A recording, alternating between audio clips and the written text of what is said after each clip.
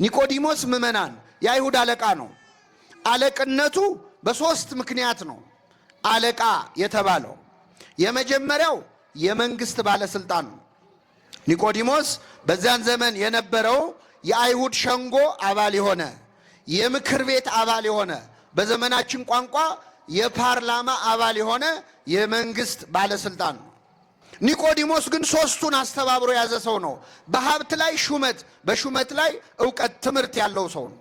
ግን ቤተክርስቲያናችን በዚህ ሳምንት ኒቆዲሞስን ስሙን የምታነሳው ሀብታም ስለሆነ አይደለም። ቤተክርስቲያን ገንዘብ ስላለው ስሙን አታነሳም። ሰው ስልጣን ስላለው ስሙን አታነሳም። ምሁር ስለሆነ ስሙን አታነሳም። ኒቆዲሞስን የምናስበው በሀብቱ፣ በእውቀቱ፣ በሹመቱ ሳይሆን በሌሊት ወደ ኢየሱስ መጥቶ ስለነበረ ነው። ይህን ያህል ካመሰገን ነው ግን ምዕመናን ኒቆዲሞስ በሌሊት የመጣው ወደ ክርስቶስ መምጣቱን እናደንቃለን፣ እናከብራለን። ግን ደግሞ በሌሊት የመጣው ለጥሩ ምክንያት ብቻ አይደለም። ኒቆዲሞስ በሌሊት የመጣው በክርስቶስ አፍሮ ስለነበረ ነው። ይገርማቸዋል። በዚያን ጊዜ የአይሁድ ሸንጎ አባል የሆኑ ጸሐፍት ፈሪሳውያን ከክርስቶስ እግር ስር ቁጭ ብለው ሲማሩ ከታዩ የአይሁድ ሸንጎ ውስጥ እንዲገቡ አይፈቀድላቸውም ነበር። ስልጣናቸው ይነካ ነበረ። ከሹመታቸው ይባረሩ ነበር። ስለዚህ ኒቆዲሞስ በሌሊት የመጣበት ምክንያት ምንድን ነው? ስልጣኑ ሳይነካ የክርስቶስ ተማሪ መሆኑ ሳይታወቅ ማንም ሳያየው ከጌታ ለመማር ነበር። ኒቆዲሞስ ግን ሶስቱን አስተባብሮ ያዘ ሰው ነው። በሀብት ላይ ሹመት፣ በሹመት ላይ ዕውቀት፣ ትምህርት ያለው ሰው ነው። ግን ቤተክርስቲያናችን በዚህ ሳምንት ኒቆዲሞስን ስሙን የምታነሳው ሀብታም ስለሆነ አይደለም። ቤተክርስቲያን ገንዘብ ስላለው ስሙን አታነሳም። ሰው ስልጣን ስላለው ስሙን አታነሳም። ምሁር ስለሆነ ስሙን አታነሳም። ኒቆዲሞስን የምናስበው በሀብቱ፣ በእውቀቱ፣ በሹመቱ ሳይሆን በሌሊት ወደ ኢየሱስ መጥቶ ስለነበረ ነው። ስሙ የተመሰገነ ይሁን። እግዚአብሔር አምላካችን እንደወደደ መጠን በቀሪው አጭር የትምህርት ጊዜ በዮሐንስ ወንጌል ምዕራፍ 3 ከቁጥር 1 ላይ በሚገኝ ኃይለ ቃል እና ታሪክ መነሻነት የእግዚአብሔርን ቃል እንማራለን። የትምህርታችን ርዕስ የሚሆነው የኒቆዲሞስ ክርስትና የሚል ይሆናል። እስኪ ከኔ ጋር በሉ፣ የኒቆዲሞስ ክርስትና። እንግዲህ እንደምታውቁት ኢትዮጵያዊው ሊቅ ምድራዊው መልአክ ማህሌታይ ቅዱስ ያሬድ የአብይ ጾም ሳምንታትን እያንዳንዳቸውን ቀናት የየራሳቸውን ስያሜ ሰጥቷቸዋል። በዚህ ምክንያት አሁን ያለንበት ሳምንት ምን ተብሎ ነው የሚጠራው? ኒቆዲሞስ። እንግዲህ ከአብይ ጾም ሳምንታት በሰው ስም የተጠራ ስሙ ተጠቅሶ ማለት ነው። ከመጻጉዕ ውጪ በስም ተጠርቶ ሳምንት የተሰየመለት ክፍል በዚህ ሳምንት የምናከብረው ኒቆዲሞስ የተሰኘው ሳምንት ነውና በዚህ ወቅት በዚህ ሰሞን የሚነበበው የሚተረጎመው የዮሐንስ ወንጌል ምዕራፍ 3 ላይ ታሪኩ የተጠቀሰው ኒቆዲሞስ የተባለ ሰው ነው። ከፈሪሳውያን ወገን የአይሁድ አለቃ የሆነ ኒቆዲሞስ የሚባል አንድ ሰው ነበረ ይላል የዮሐንስ ወንጌል ምዕራፍ 3 ሲጀምር። በዚህ ምዕራፍ ላይ ስሙ የተጠቀሰው ኒቆዲሞስ እጅግ በጣም ታላቅ ጻድቅ ነው፣ ታላቅ ቅዱስ ነው። ቤተ ክርስቲያናችን ይህን ሳምንት በመሰየም ብቻ ሳይሆን በብዙ ነገሮች ውስጥ ኒቆዲሞስ ታስታውሰዋለች። ጥቂቶቹን ልንገራችሁ። ለምሳሌ ሁላችንም ወደ ቤተ ክርስቲያን ስንገባ ዝም ብለን አንገባም። በመጀመሪያ ምን እናደርጋለን? አትሳለሙ? እንሳለማለን። የቤተ ክርስቲያንም ውስጥ ገብተን ደግሞ የመቅደሱ ደጃፍ ጋር ስንደርስ በግንባራችን ተደፍተን የመቅደሱን ደጃፍ እንሳለማለን። ከዛ ግራውንና ቀኙን ምን እንላለን? እንስማለን። አይደለም? አዎ፣ ይህ ስርዓተ ቤተ ክርስቲያን ነው። አስተውለን ከተሳለምን ትርጉም አለው። አንዳንዴ ዝም ብለን ነው አንዳንድ ነገር የምናደርገው፣ በልማድ ነው። ዝም ብሎ የሚሳለም ሰው ትርጉሙን ላያስተምራል። አንዳንዴ ተሳስታችሁ ወይ የምትሰሩበትን መስሪያ ቤት ወይ የምትማሩበትን ትምህርት ቤት ተሳስታችሁ ወይ ሆስፒታል ወይ ገራጅ ምናምን ተሳልመን እናውቃለን። ለምን? አስተውለን ስለማንሳለም ነው። ግን ከዚህ በኋላ እስቲ አስተውላችሁ ተሳለሙ። እግዚአብሔር ማስተዋሉን ያድለን። በመጀመሪያ በፊት ለፊት በግንባራችን ምን እንላለን? እንደፋለን። ተደፍተን ስንሳለም የክርስቶስን መቃብሩን ነው እየተሳለምን ያለው።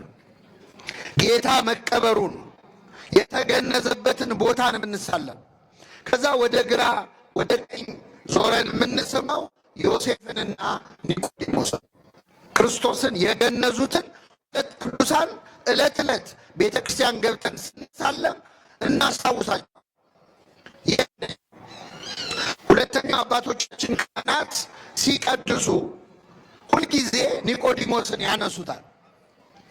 እንደምታውቁት ሰራዩ ካህን ዋናው ቄስ ሆነው የተሰየሙት ካህን አብረዋቸው ከሚቀድሱት ከንፍቁ ካህን ጋር ሆነው ቅዳሴ ሲያከናውኑ ቄሱ ምን ብለው ይጸልያሉ? ጌታዬ መድኃኒቴ ኢየሱስ ክርስቶስ ሆይ እኔንና ይህን ከኔ ጋር የሚራዳኝን ካህን ሥጋህን እንደገነዙ እንደ ዮሴፍና እንደ ኒቆዲሞስ አድርገን ይላል። እንደ ዮሴፍና እንደማ። ስለዚህ ኒቆዲሞስን ቅዳሴ በቀደሰች ጊዜ ሁሉ ቤተ ክርስቲያን ስሙን ታነሳዋለች። አሁን ደግሞ እግዚአብሔር በሰላም ለብርሃነ ትንሣኤው ያድርሰን እንጂ ጠዋት ጠዋት ቅዳሴ ሲጀምር ሃሌሉያ ዮሴፍ ኒቆዲሞስ ዝቡ ለኢየሱስ፣ ዮሴፍና ኒቆዲሞስ ኢየሱስን ገነዙት እያልን ነው ቅዳሴያችን የምንጀምረው። ስለዚህ ኒቆዲሞስ ተራ ሰው አይደለም፣ ታላቅ ቅዱስ ነው። ምናልባት እዚህ መሃል ኒቆዲሞስን የምትዘክሩ ከሌላችሁ በእርግጠኝነት ብዙ ሰው ለዝክር አያስታውሰውም፣ ለበዓል አያስታውሰውም እንጂ በጣም ታላቅ ክቡር ነው። የምትወልዱ ሰዎችም ከዛሬ በኋላ ወንድ ልጅ ከሆነ ማን ማለት አለባችሁ? አቤት ኒቆዲሞስ አደራ መሰየም አለበት። ታላቅ ቅዱስ ነው፣ በረከቱን ያሳድርብን። ስለዚህ የኒቆዲሞስ ክርስትና በሚል የዚህን ቅዱስ አባት የዚህን ጻድቅ ታሪክ መነሻ አድርገን እንማራለን።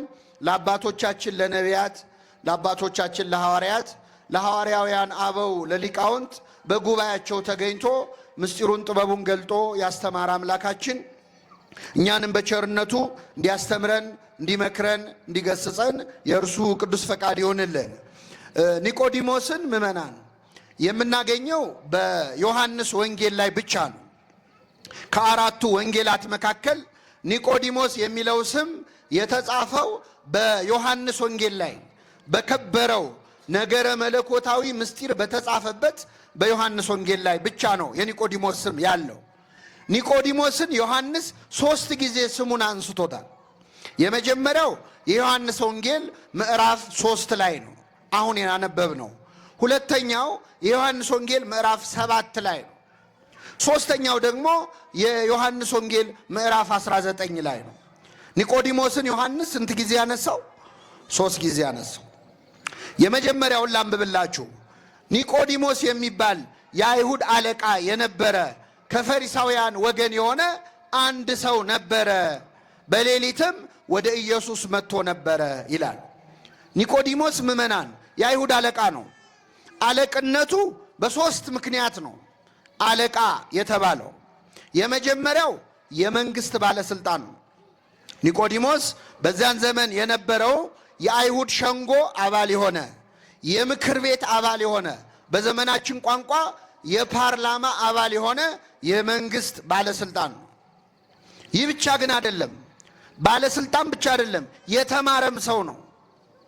በጣም በወቅቱ የነበረውን የኦሪት ትምህርት ጠንቅቆ የተማረ ምስጢር ያደላደለ ከጉባኤ የዋለ ሰው ነው። ስለዚህ ኒቆዲሞስ አንደኛ ባለስልጣን ነው፣ ሁለተኛ የተማረ ሰው ነው፣ ሶስተኛ ደግሞ ባለጸጋ ነው። በጣም ባለ ሀብት ነው። ብዙ ገንዘብ ያለው የሞላው የተረፈው ነው። እንግዲህ አንድ ሰው ላይ 3ቱም ነገሮች በአንድ ጊዜ ይገኛሉ። በጣም ያስቸግራል እኮ። አንዳንድ ሰው በጣም ሀብታም ሊሆን ይችላል፣ ግን የተማረ ላይሆን ይችላል። አንዳንድ ሰው የተማረ ሊሆን ይችላል፣ ግን ስልጣን አይኖረውም። ብዙ ጊዜ እንደውም ስልጣን የተማረ ሰው አይወድም ይባላል። ከኔ ጋር ናችሁ? አንዳንድ ሰዎች በጣም ይማሩና ስልጣን ላይ ሳሳ ይላሉ፣ ገንዘብ ላይ ሳሳ ይላሉ። አንዳንድ ሰዎች በጣም ስልጣን ይኖራቸውና ትምህርቱ ላይ ሳሳ ይላሉ። በሌሊት ወደ ማን መጥቶ ነበር? ወደ ኢየሱስ መጥቶ ነበር። ኒቆዲሞስን የምናከብረው ወደ ክርስቶስ ስለመጣ ነው። ብዙ ሀብታሞች አሉ፣ ብዙ ሹማምንት አሉ፣ ብዙ የተማሩ ሰዎች አሉ። ኒቆዲሞስ የሚለየው በሌሊት ወደ ክርስቶስ በመምጣቱ ነው። ገንዘብ ያላቸው ሰዎች ሌሊት ወዴት ነው የሚሄዱት? ምእመናን፣ ሀብት ያላቸው ሰዎች ሌሊት የት ነው የሚያሳልፉት? ስልጣን ያላቸው ሰዎች ሌሊቱን ምን ሲያደርጉበት ነው የሚያድሩት? ሌሊት እኮ የኃጢአት ሰዓት ነው። ሰይጣን የሚሰለጥንበት፣ መናፍስት የሚፈነጩበት፣ ወንጀል የሚሰራበት፣ ደም የሚፈስበት፣ የሚሰከርበት፣ አመንዝራነት የሚፈጸምበት የክፋት ሰዓት ነው ሌሊት። ኒቆዲሞስ ግን በሌሊት ወደ ማን መጥቶ ነበር?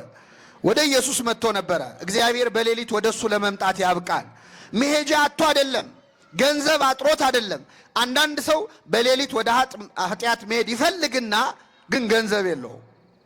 ቢኖረው ይሄን ነበር፣ ግን ይቸግረዋል። እንዳይጠጣ እንዳይሰክር ኪሱ ያጥርበታል። ኒቆዲሞስ ገንዘብ አለው፣ ሀብት አለው፣ ስልጣን አለው፣ ጠባቂዎች አሉት። በሌሊት ቢሄድ የሰላም ችግር የለበትም፣ የደህንነት ችግር የለበትም። ግን እሱ መርጦ የመጣው በሌሊት ወደ ማን ነው? ወደ ክርስቶስ ነው። ሰዓታት ቋሚ ነው ኒቆዲሞስ። ማህሌት ቋሚ ነው ኒቆዲሞስ። ኪዳን አድራሽ ነው ኒቆዲሞስ። እንቅልፉን ሰውቶ ከክርስቶስ ጋር የሚያሳልፍ ሰው ነው። አምላካችን እንዲህ ለማድረግ ሁላችንም በቸርነቱ ይርዳል። በሌሊት መምጣት ወደ እግዚአብሔር ትልቅ በረከት አለው። ከፈቃዴ እሰዋልሃለሁ ይላል ነቢየ እግዚአብሔር ዳዊት። ከምን እሰዋልሃለሁ? ዘእምፈቃደ፣ ከፈቃዴ እሰዋልሃለሁ። ሰው ቢተኛ ደስ ይለዋል። እንቅልፉን ትቶ እግዚአብሔር ፊት እንደመቆም ያለ ታላቅ ነገር የለም። ከነዋ ማሐኬት ነቅተን፣ ከኃጢአት እንቅልፍ ነቅተን እግዚአብሔር ፊት መቆም ትልቅ ጸጋ፣ ትልቅ በረከት አለው። ስለዚህ ኒቆዲሞስ በሌሊት ወደ ኢየሱስ መጥቶ ነበር ይላል። አምላካችን በሌሊት ወደ እርሱ እንድንመጣ በቸርነቱ ይርዳል። ይህ ብቻ ግን አይደለም ምእመናን፣ ሌሊት የተባለው ሰዓቱ ብቻ አይደለም። ኢኮን አስተፈራ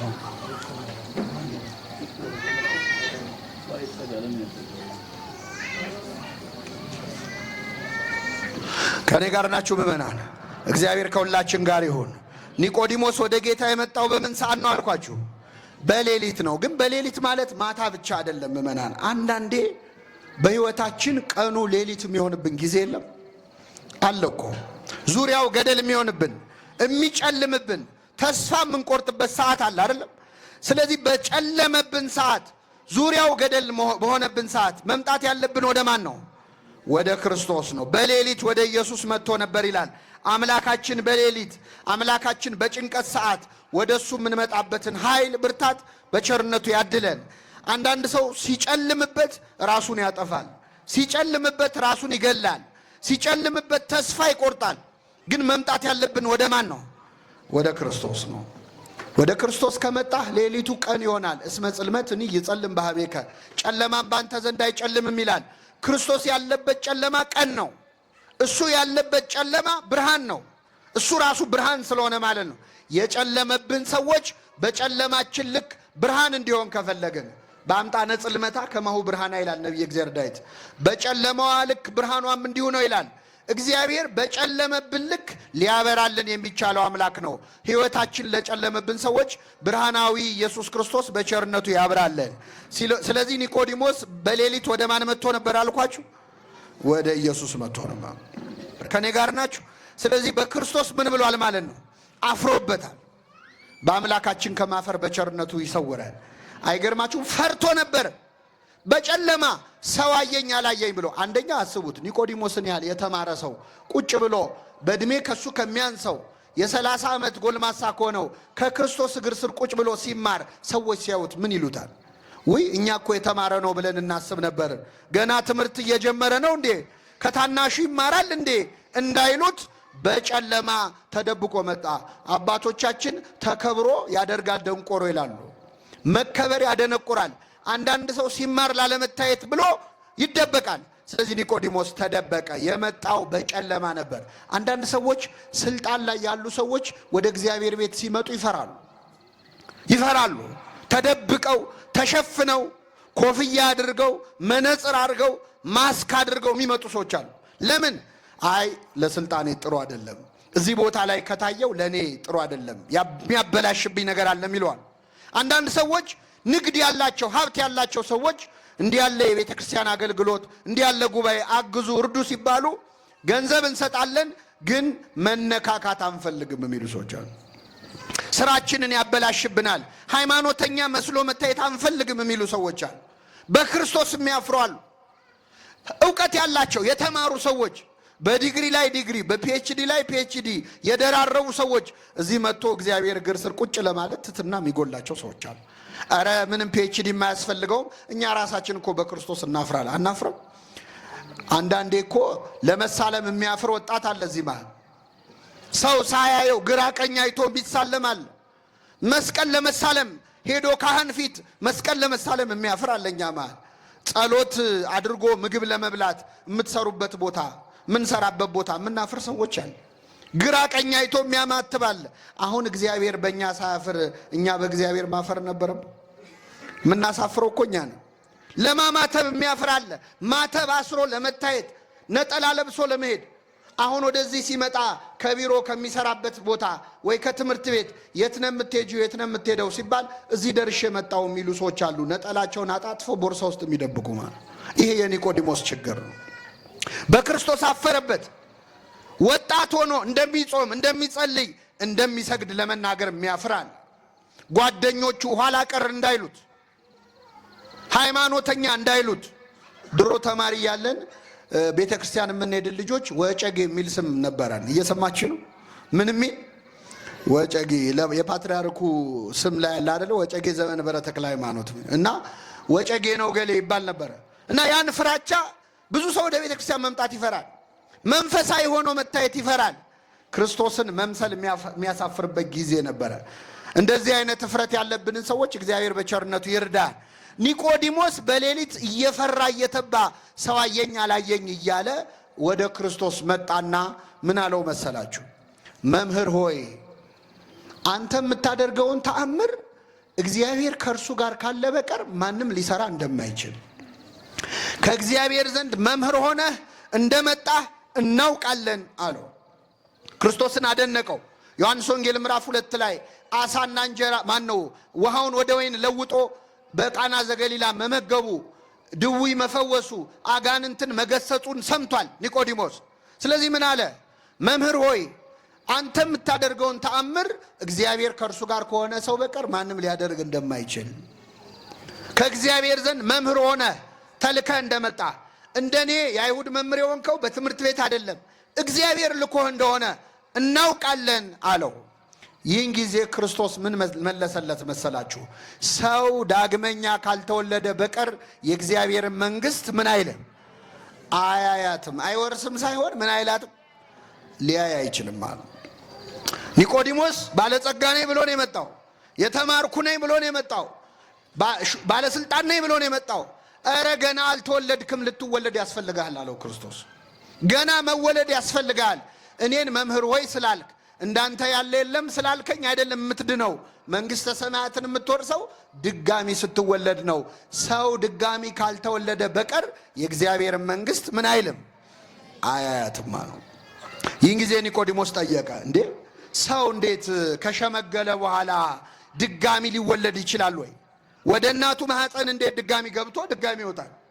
ድጋሚ መወለድ ማለት ምን ማለት ነው አለ። ትክክለኛ ጥያቄ ነው። ክርስቶስ መለሰለት።